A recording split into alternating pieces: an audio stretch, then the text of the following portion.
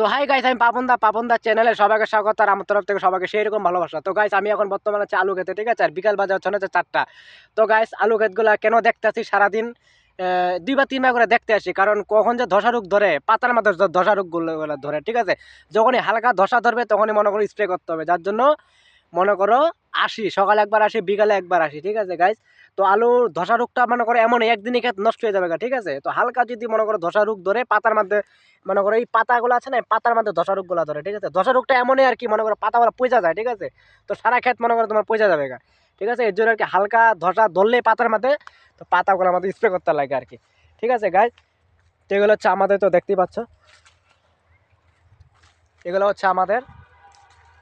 তো গাইস, এত কষ্ট করে করলাম, এত টাকা দিয়ে করলাম, এখন যদি মনে করো ক্ষেতগুলো যদি নষ্ট হয়ে যায় তাহলে মনে করো অনেক লোকসান হয়ে যাবে, ঠিক আছে গাইস। তো ভালো লাগলে লাইক কমেন্ট আর শেয়ার ফলো সাবস্ক্রাইব করে দেবে, ঠিক আছে গাইস। তো টাটা।